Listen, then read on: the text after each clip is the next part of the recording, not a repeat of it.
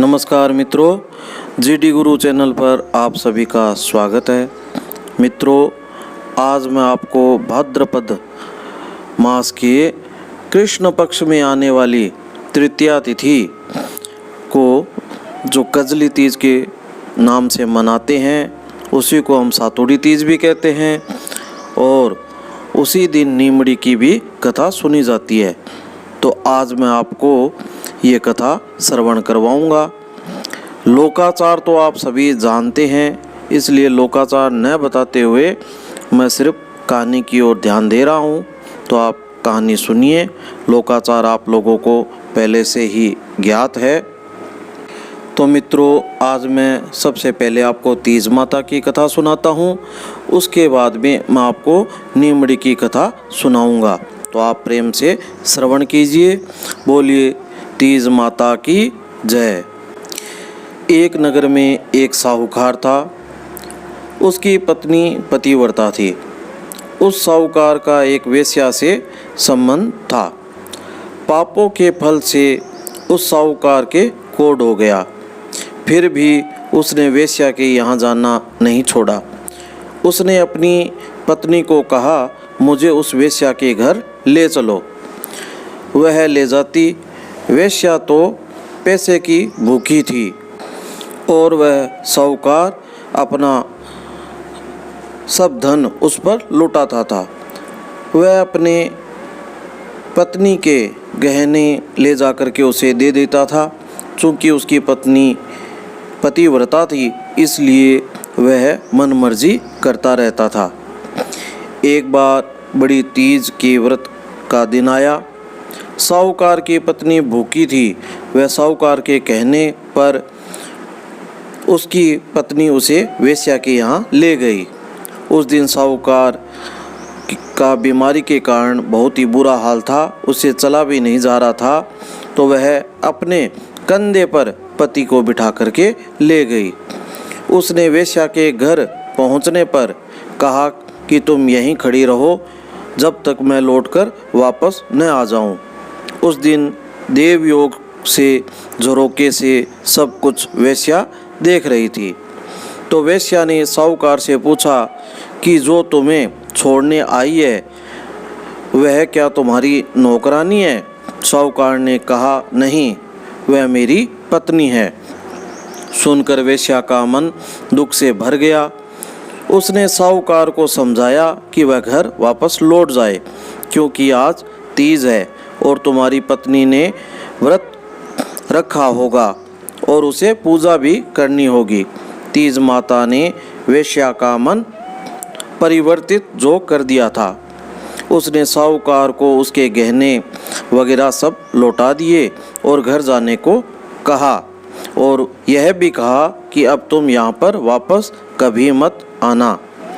उधर साहूकार की पत्नी जो बाहर खड़ी थी, मूसलाधार बारिश होने लगी।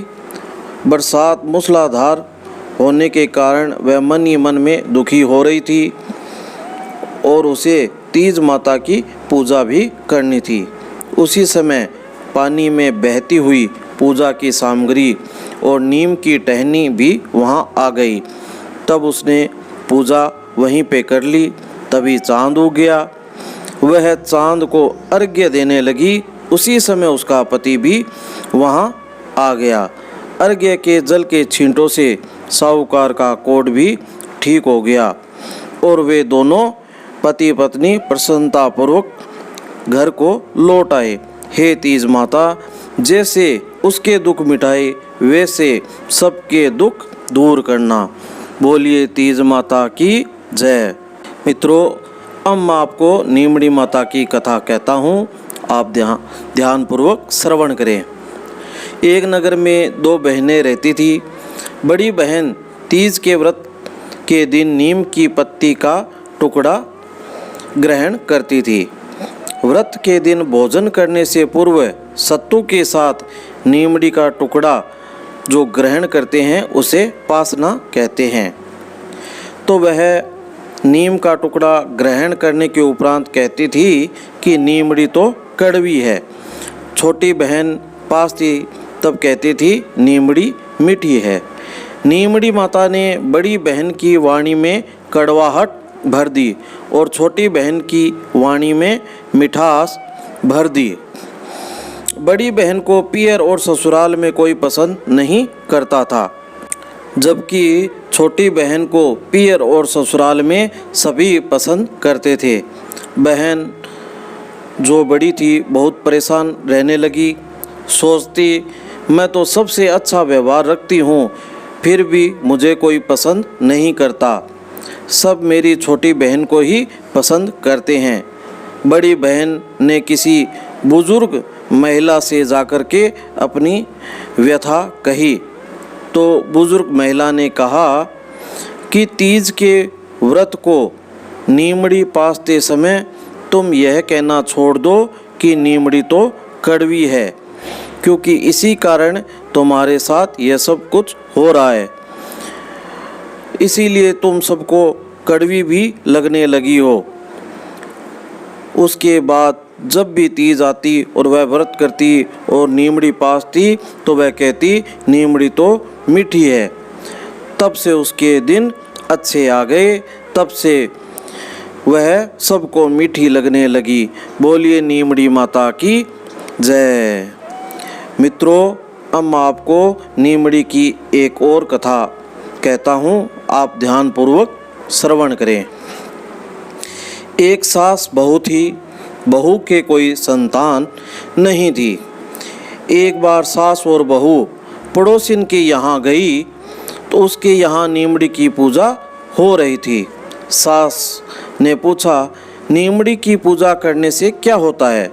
तो पड़ोसिन ने उत्तर दिया, इससे सब इच्छाएं पूरी होती है। इस पर सास ने कहा, यदि मेरी बहू गर्भवती हो जाए तो मैं 1.25 सेर का पिंडा नीमड़ी के चढ़ाऊंगी और प्रतिवर्ष तीज का व्रत तथा नीमड़ी की पूजा भी करूंगी। कुछ दिनों बाद बहू गर्भवती हो गई। नीमड़ी की पूजा अर्थात तीज पर पुनः सास ने कहा कि लड़का अगर हो जाए तो 1.25 सेर का पिंडा चढ़ा दूंगी। लड़का भी हो गया और तीज वापस आ गई। तो सास ने पुनः कह दिया कि अगर लड़के का विवाह हो जाए तो 2 सवा मन का पिंडा चढ़ा दूंगी और 5.25 सेर का पिंडा नहीं चढ़ाया। ब्याह भी हो गया। फिर तीज आई और सास बहू दोनों नई बहू को साथ लेकर नीमड़ी की पूजा करने गई। सबने तो पूजा कर ली, पर ये तीनों पूजा करने लगी तो नीमड़ी दूर खिसकने लग गई। ये जितना पास में जाती नीमड़ी उतनी ही दूर खिसक जाती। यह देख अन्य स्त्रियों से पूछा कि आपने कोई बोलना बोल रखी है क्या? तो सास ने कहा, हाँ बोली तो थी। तब औरतों ने कहा कि पहले बोलना पूरी करो, तभी नीमड़ी माता पूजा स्वीकार करेगी। तब सास बहू ने घर जाकर 1.25 मन का पिंडा तैयार कराया और गाजे बाजे के साथ धूमधाम से नीमड़ी के गीत गाते हुए पूजा की। हे नीमड़ी माता, मुझ पर कृपा करी, वैसी सब पर करना। बोलिए नीमड़ी माता की जय। मित्रों, मैं आपको तीज माता की एक कथा और सुनाता हूँ। एक साहूकार था, उसके 7 बेटे थे। सत्तू तीज का दिन आया तो 6 बेटों की बहुओं के पीर से तो सत्तू के पिंडे आ गए। 7वीं अर्थात जो सबसे छोटी बहू थी उसके पीर से कुछ भी नहीं आया। उसने अपने पति से कहा, मैंने सातुड़ी तीज का व्रत किया है, मुझे पिंडा ला कर दो। सबके पीर से आया है, मेरे पीर से नहीं आया। साहूकार गरीब था, से सभी भाइयों के पास धन था। अतः अब साहूकार का लड़का हलवाई की दुकान में चोरी करने घुस गया। वहाँ चने की दाल पड़ी थी, भट्टी में आँच भी थी। उसने दाल को भट्टी पर सेका, वहीं चक्की भी पड़ी थी। अब वह दाल को पीसने लगा। चक्की चलने की आवाज़ से दुकान का मालिक जाग गया और उसे पकड़ लिया। तब साहूकार के बेटे ने कहा कि मैं कोई चोर नहीं हूँ। आज मेरी पत्नी ने सातुड़ी तीज का व्रत रखा है, उसके पीहर नहीं है, इसलिए उसका पिंडा नहीं आया और मैं गरीब हूँ। केवल 1.25 सेर सत्तू का पिंडा बनाकर ले जाऊँगा, फिर तुम चाहे मुझे मारो या दरबार में पकड़वा दो। इस पर दुकान के मालिक ने कहा कि तुम घर जाओ, हम सुबह पिंडा भिजवा देंगे। तुम्हारी पत्नी को हमने अपनी बेटी मान लिया है। दूसरे दिन 1.25 सेर का पिंडा और वस्त्र आदि दुकान के मालिक ने साहूकार के घर भिजवा दिए। उसकी सभी जेठानियां देख कर के ईर्ष्या करने लगी कि उसके तो 1.25 सेर का पिंडा और बहुमूल्य वस्त्र आदि आए हैं। सास ने पूछा, तू तो कहती थी कि तेरे पीहर में कोई नहीं है, तेरे पीहर ही नहीं है, तो फिर ये इतना सब कहाँ से आया?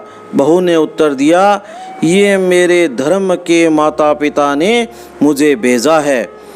उसको तीज माता ने पीहर दिया, जैसा सबको देना। बोलिए तीज माता की जय।